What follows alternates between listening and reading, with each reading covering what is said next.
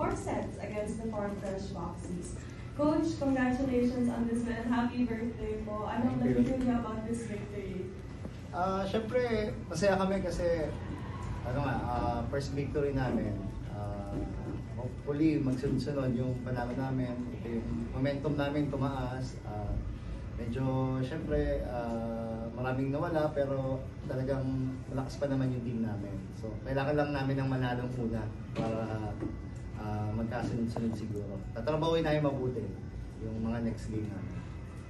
Thank you, Coach. And for MG, ikaw din isa sa mga nag-step up for Creamline na yung conference na to. Ano lang yung nag-feel mo na finally yun nga, nakuha niyo itong panalong to? Siyempre happy kasi dagdag inspiration namin today. Birthday nga ni Coach. 28 na siya.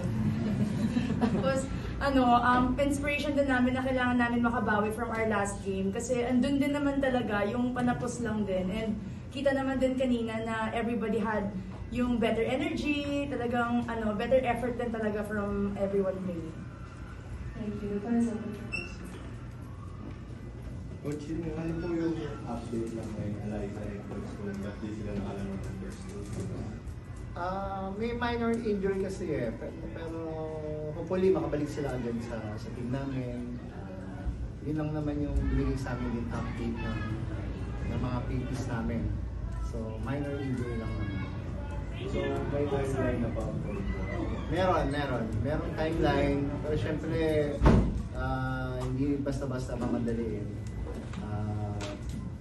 Hopefully makabalik sila agad niya. We also have our best player of the game here, Erica Esponda. Erica, congrats on this win. What are your thoughts on your performance today? I think I did pretty well. I think I had a lot of things I wanted to focus on and improve from Tuesday. One of them just taking smarter shots, hitting higher, because like I mentioned, the defense here in volleyball in the Philippines is very scrappy. The blocks are getting great touches, so I wanted to make sure that I was hitting a lot higher than I did on Tuesday. So luckily it worked out, but that was one of my focuses. Coach, nung last game nga parang sabi nyo nagkulang sa panapos, but this time around parang kita sa mga sets na nakuha nyo yung parang rallies. Ano lang masasabi mo sa performance? Parang kumbaga yung fighting spirit this time around ng team? Except for set, no? So, yun nga, tinitignan namin yung team namin kasi syempre medyo iba yung mukhang nasa loob. So, kami rin tinitignan namin mabuti kung ano ba talaga yung ibubuga ng team, kung ano ba yung i-improve namin as a team, lalo na yung sa first trigger namin. Last game, maganda naman yung laro. Talagang breaks of the game lang yung nangyari. So, hindi kami masyado nalungkot. Kaya buti na lang nakabawi din kami ngayon. So, mag-improve pa yung team namin. Yun yung target namin. Every game mag-improve kami. And for Michelle, wala na si Eliza and Tots for the second game. Pero ikaw ulit yung nag-step up for the team. Siguro, hindi naman ito parang bago sa'yo for stepping up for Creamline. Pero ano lang yung how do you keep yourself ready lang na to contribute and lead the team? Siyempre, nag-start kami sa practice. Pare-pareho naman kami ng role. And lagi naman din nire-remind sa amin ni Coach na leader din kami lahat on and off the court. So whether you're playing or not, you always have a big contribution to the team. So to be ready, kung ano lang talaga yung opportunity nandyan sa harap, kailangan take advantage lang talaga. Pag nakakuha ng set, kailangan paluin. So just really doing my job inside and really trying to contribute kahit in any area that I can. For Michelle, when it comes to Creamline through the years, so nandun yung strong starting core, a deep squad. But after these first two games, do you think this was the concrete proof that Creamline's second stringers is really ready for the challenge even without yung starters niya? So would you say na Creamline's really a complete team dahil solid nga siya from 1 to 16 sa lineup? Yes, syempre, Creamline naman isn't just one player. So it's really the whole team. We're really one big family. And pare-pareho naman kami ng ginagawa every day. We all have a same program. We all have the same training. Our coaches treat us all the same. So whenever we step into the court, we all have to perform in the same way also. So kahit naman sa mga coaches namin, hindi nila hinahanap kung sino yung mga wala. So kailangan sa sarili namin, once we're inside, we have to really take this opportunity, especially kami na hindi rin part ng first six before. So we really need to step up para din sa mga inaantay namin bumalik. And to follow up on that lang din, these first two games medyo mas na-challenge yung Creamline than what we usually see. So what do you think, or what did it all come down to for you in terms of nag-struggle in the first game and medyo it took a while before you got the groove here in the second game? Na-mention din ni Coach kanina na medyo bago pa talaga yung chemistry namin inside. So, just really that gel, that chemistry, that yung alam na namin yung galaw ng isa't isa. I think that's what we're really looking and building on right now. And slowly and surely naman, nakukuha naman namin in practice. And masaya din kami na nakikita namin na nag-i-improve talaga sa game. So, no iba't up for us, and each and every game we just really want to perform better. Especially with Erica, she's very young, and being here sa Philippines na na-expose siya sa ganito laking venue, such a big crowd. So it's also fun na she also has a lot of input for us, and big contribution talaga siya sa amin. And for Erica, you mentioned after your first game about learning how the defense here is in the Philippines.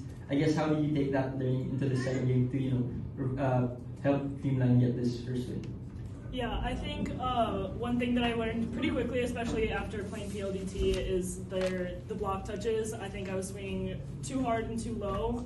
So today, especially, it was helpful. Like Ata MG would even say like swing high, swing high, swing high. So having my teammates kind of there reminding me, it's definitely a team effort. Like even Eliza came up to me and gave me some offensive, defensive tips. So it's really team conversations and them even helping me out. Like she said, I'm new here. This is my first international experience, so I just want to make sure that I am looking to our veterans and getting their advice, seeing what they see, even if they're on the sideline injured.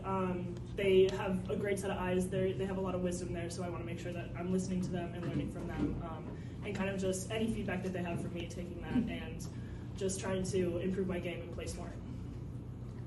Coach, happy birthday po. So, ano naman yung birthday wish mo sa karera mo sa bilang coach and personally na rin? Lalim yun, Pakala yan, pang-budget yan. Siyempre, maging maganda yung kalabasan ng team namin. Siyempre, healthy, number one yung injuries, layuan kami. Yun yung pinaka-importante, pinaka-wish ko din na talagang mag-success yung team namin, kami. Number one is injuries talagang. Kasi marami na kaming nabawasan talaga kami. So hopefully wala na gumaling na sila and makabalik na sila sa mga games.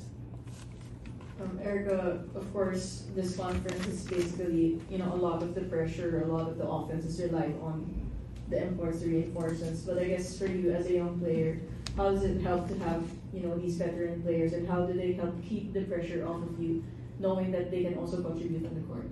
Yeah, I think it's great, especially that was a pretty tight match, especially the first few sets. So just really being able to look to them for composure. They're a championship team. They're not unfamiliar with pressure. So it's easy to look to them to kind of take the pressure off me a little bit. And also I have so many other great hitters on the team as well. So it's not just me. I think another thing that we worked on a lot this week was taking care of the simple balls so that we could get our middles involved and run some of our combination plays. So I think that definitely was impactful tonight versus Tuesday. So I think even there's a lot of pressure on the imports, but one person can't win a game. It's definitely team effort. So being able to spread out our offense, run pin to pin, and also get our middles involved, I think was a big deal in this win.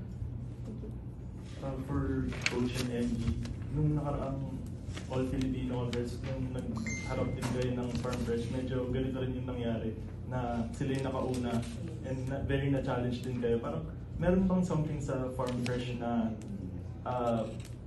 parang medyo kailangan gamayin pa ng Creamline kasi parang nagle-level up din sila. Siyempre yung Farm Fresh talagang naka-prepare din sila palagi. Every conference nagpe-prepare sila. I think nagpunta pa sila ng Japan para mag-training this conference. Talagang hindi mo talaga din pwedeng maliwalain kasi mga blue chips din yung mga players. So I think yun yung yung nangyayari palagi pag Creamline and Farmers. Pero syempre hindi kami magpapabaya kahit kaninong team naman. I think lahat naman, when they come against Creamline, they're more excited and I think they're really, talagang gigil na gigil sila syempre na makatapat and matalo kami. Kahit isang set, malaking bagay din yun for their confidence, I'm sure. And Coach always says that Farm Fresh talaga, they're a young team. Nothing to lose sila. Talagang this is, they're gaining a lot of experience, a lot of exposure for them. They have a good import and a good setter and good spikers. So, complete talaga sila. Siguro, bata pa lang din talaga. A lot of them are fresh out of college. So, a long way to go and I'm sure a bright future naman for all of the rookies here in the PVL. And for Erica, were there any first game jitters for you back in that first game, and how did you work on that going into this game? Yeah, I think definitely, especially it being my pro debut, but one thing I really tried to focus on to kind of settle my mind was just to kind of enjoy the moment and enjoy the process. There really is nothing like the environment for volleyball like it is in the Philippines. So really kind of leaning into like the enjoyment side of things and just remember that like I love volleyball, I chose to do this, I chose to be here. I'm excited to be here and kind of focusing more on that. And like I've said before, Creamline does a great job of making sure that us as players, we're focusing on having fun, and if we're not having fun, then we're not playing to the best of our ability. So kind of just locking into all of those things, working on like some mindset things before the game, just to really calm myself down. But yeah, so there definitely were some pregame jitters, but also some processes to kind of settle that and really kind of change the jitters from maybe nervousness to more excitement and just embracing the process. For coach and the players, your next game will be against Nextland on Thursday. So how will this win help you guys coming into that match? Syempre magpapahinga kami bukas kasi buong week kami nag-practice. So magpe-prepare muna kami sa NXLED. Kasi hindi namin alam kung yung import nila kung sino ang maglalaro. Kasi parang dalawa yung import nila nakikita namin eh. So, magpe-prepare muna kami, panoorin muna namin yung games nila para mapaghandaan namin mabuti. Every opponent naman namin talagang pinaghahandaan namin, really focus on our next game. But siguro what we also have to watch out for is really ourselves. And laging binabanggit sa amin yun ni Coach na more than our opponent, it's really on our side that we're having small problems or small miscommunications, and that's what we really have to work on in practice. Coach said we have day off tomorrow. Oh, okay. Awesome. Goodbye. Goodbye. There we go. Perfect. Thank you, Coach.